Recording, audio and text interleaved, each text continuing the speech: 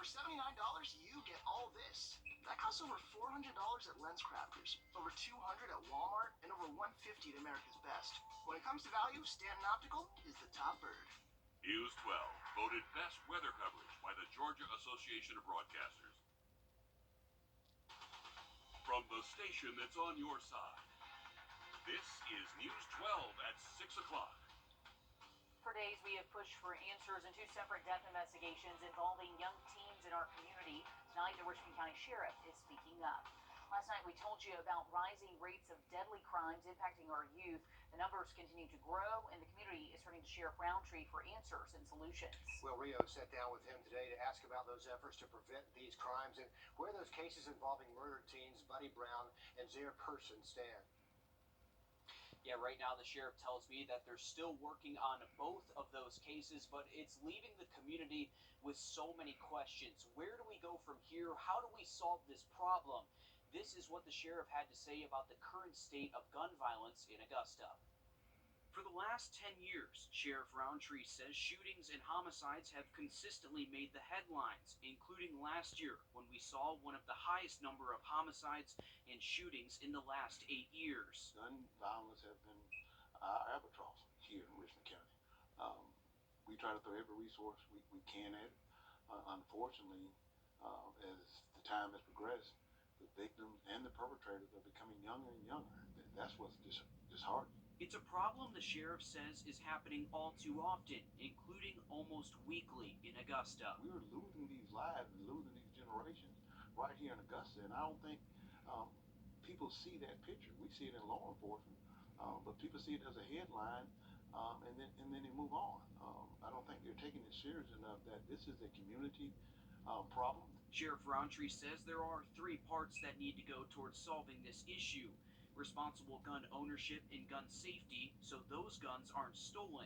More resources, mentorships, and funding for the youth, and responsibility from the parents in this community. Sheriff Roundtree says so often these kids aren't being looked after, and parents aren't aware kids are bringing guns into their homes. The parents and loved ones outraged after the shooting happened. There was no outrage when they were coming in 3 or 4 o'clock in the morning, or leaving for 3 or 4 days, or hanging with a group that you know are guys who are in nefarious habits or selling drugs or in gangs. And you knew this was happening and you're not intervening. And that's why I say it's a societal problem. It's not just a law enforcement. What can parents tell their kids? How can parents talk to their children about this? Parents need to understand everything that those kids are bringing into their home. It's about just being a parent, being a responsible parent. And that's why I say when these shootings happen and kid takes another kid's life, some of that responsibility, you've seen they prosecuted in other cases, falls on the parent for allowing that gun to be possessed illegally by that juvenile.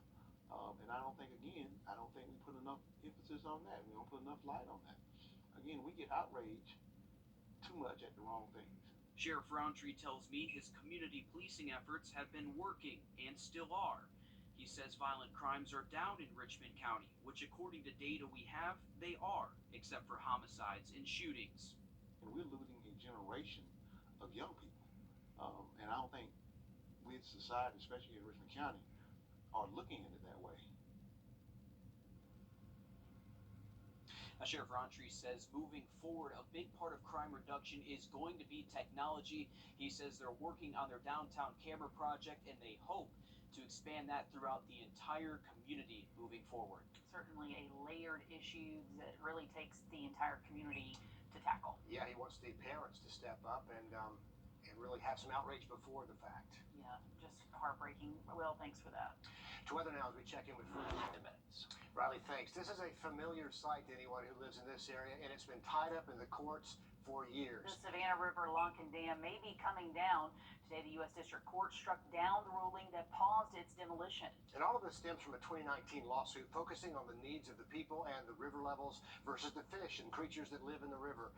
Craig Allison has been combing through this filing, this latest court thing, and talking with city leaders to hear what happens next. To see this go back to a lower court is really disheartening. It's a decision Commissioner Brandon Garrett, who's been fighting this issue for 5 years, says could see the river level be at the mercy of the rain. Our river is affected once or twice a day by water that is let out of the lake above us, and so basically we have to make sure that we have enough water flowing, and the Army Corps really has never taken into account for all those water releases each day. This all started with the Water Infrastructure Improvements for the Nation Act, or WIN Act, passed in 2016, allowing the Army Corps of Engineers to make changes to protect sturgeon spawning grounds. They say the lock and dam prevents sturgeon from moving through, and so they presented a plan in 2019 to remove the crumbling dam for a rock weir, but the tests were disastrous. Should have the ability to maintain the pool and also provide the ability for the sturgeon to migrate upriver. I think the locks, of course, the current system is in place, allows that. But this ruling isn't the end of the road. Disappointing that it was not ruled in our favor. However, the fight continues. It's always been my contention that the city of Augusta, North Augusta, should be able to control the level in the Savannah River. In Augusta, Craig Allison on your side. So Augusta and North Augusta city leaders will meet within the next week with the stakeholders in those surrounding counties to decide on the next steps when it comes to a situation we've been watching for years. And this court ruling is the latest, but we expect to be watching it for a long time to come, Laura.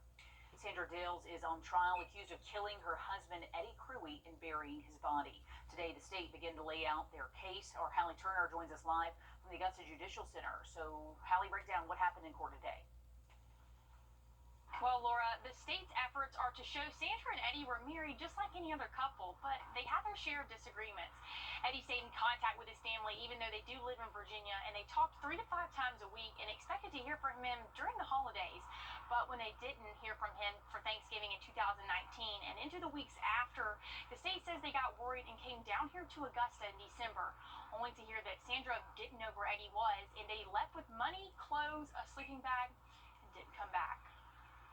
Eddie's father, Jerry, was the first to take the stand, stating the last time he saw or heard from his son was November 19th of 2019, when Eddie called to thank him for birthday money. Sandra told Jerry she had just received her first Social Security check, and then the phone went dead. Moments later, a text came in from Sandra saying she and Eddie would call back, but they never did. The next time they spoke to her was when they came down in December, and Sandra didn't seem fazed about Eddie's disappearance. Her story was still that he was missing, and he left to go see friends, but Jerry says it didn't add up. No, because we talked several times a week, and he always told me his plans. Next, it was James Whittington, who grew up with the couple and has been a close friend for decades. James says he did hear them argue occasionally, but says he never saw it become physical. He thought Eddie was missing and never saw it coming when Sandra confessed to him. She looked at me and said, "I killed Eddie." What was your response to that? Well, I had no words at the moment. I was shocked. James says he knew he had to contact law enforcement, leading to the next witness, the GBI medical examiner who performed Eddie's autopsy. The state showed the jury photos of Eddie's body. Sandra Dales glanced up to acknowledge the images, but never showed emotion as they went over the 7 lacerations to his head, multiple skull and rib fractures. After lunch, investigator Sylvester took the stand, followed by a crime scene expert who told the jury a soil probe led them to the body. They put it in the ground to test the soil to see if it was disturbed or not. And when they pulled the stick back up, substances that were not soil were on the bottom. Is the bottom of the soil sample that we collected.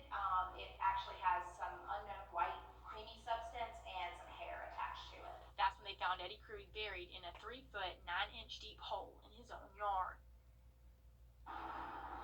The state rested their case just before 3 this afternoon, and when asked when they would be taking the stand tomorrow, Dales told Judge Stone that she needed time to decide. She has until 9 tomorrow morning, when the court is back in session, to decide if she's going to testify or if she won't. And if she does decide to testify, she will be questioned by the defense and cross-examined by the state. But the defense starts with their case in the morning, and we'll keep you posted. Okay, Hallie, certainly interesting several developments in court.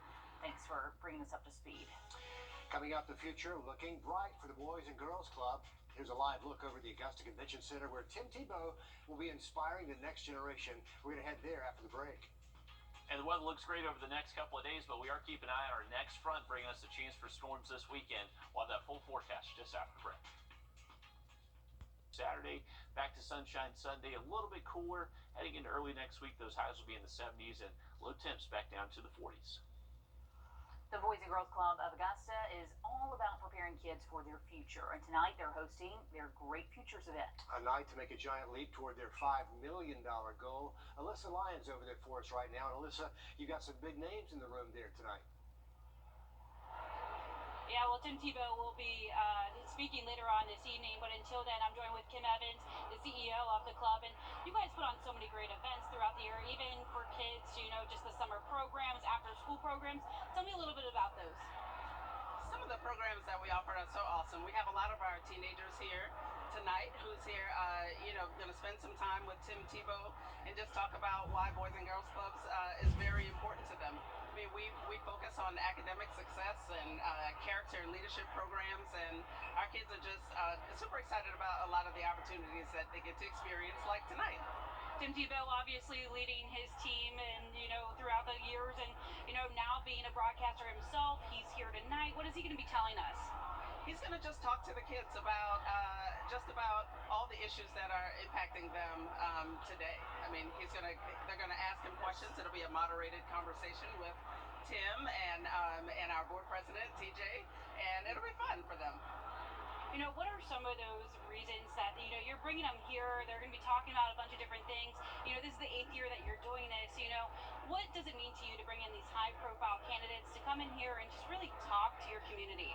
Well, I think the big thing it does is it brings awareness to the work that we're doing here at Boys and Girls Clubs. It also just gives people a great opportunity to come out and support the organization. Every year they know that we're going to have an awesome speaker, and Great Future Celebration will be happening.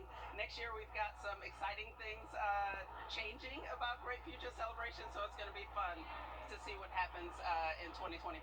You gonna tell us some of those changes? I'm not. It's a surprise. All right. Well, we will definitely look forward to that. It's gonna be a really fun night. Until then, I will send it back to you guys. Great night for the Boys and Girls Club. Tim Tebow in town. We're looking forward to hearing more from that at 11 o'clock tonight. Alyssa, thanks. Still to come, new at 6 o'clock, neighbors in Grovetown fighting back against rezoning. We'll tell you what they're fighting against coming. And we remember a local activist and community leader who passed away. First alert, all-weather heating and cooling. Wherever I go, I'm always keeping an eye on the power lines. In my home of Puerto Rico, Hurricane Maria showed us what can happen with a weak and outdated power grid. So I became an electrical engineer, and now I work for Wrdw. We're investing in the latest secure technologies, and we're building the future of energy today. Our customers are counting on us for a modern and dependable power grid, and I'll be keeping an eye out to make sure they get it.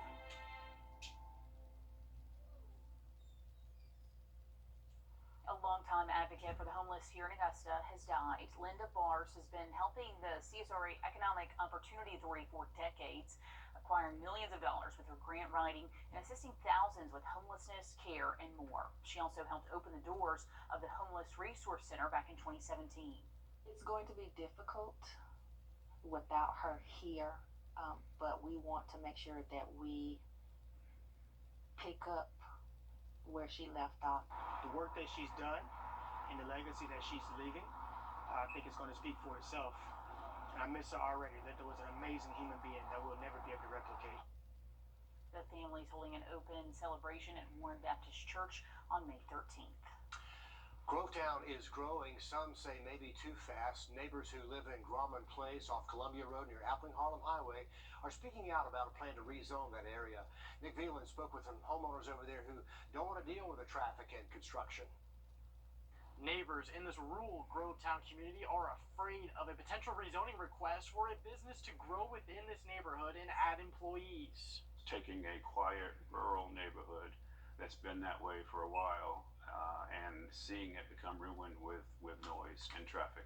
Most residents in Grimo Place have been here since the 1990s, raising families, and some even have grandkids. When the Augusta Radio Fellowship Institute radio station and business offices moved in 2021, they say more traffic comes through the neighborhood and is a concern. Cars coming through here at 40 miles an hour and you got 5-year-olds on a bicycle. Kids only see one thing. It's just dangerous. And it's going to get worse if they allow this to happen. They tried rezoning in 2005, but neighbors spoke out and stopped it then. Now another rezoning request will bring the property into compliance and allows for expansion, which includes allowing there to be 10 employees. From the showing of 10 neighbors who met with me today, the neighborhood isn't happy with this request. We do have a problem we don't want to S1 to start with, because right now they want to build a 5-office space building with a bathroom and a conference room. Neighbors feel like this process has been forced. That's the way we feel it. Okay, we feel like it's being shoved down our throat. Another concern is if this request is granted, what's to stop the property owner to keep asking for more? Once they get that built, there's nothing to stop them from asking for another S1. It can just keep going on and on and on. And that's why we want to stop it now. The Columbia County Planning Commission has the recommendation to approve this tomorrow. If that does happen, it will be up for a vote on May 2nd in front of the full commission. We reached out to the applicant, Mark Baranowski, and he says that he was not interested in commenting on this rezoning request. In Grovetown, Nick Veland on your side. All right, thanks for that, Nick. Heading into the weekend, we are bringing our next front that will bring us a chance for rain. We'll have another look at it just after the break.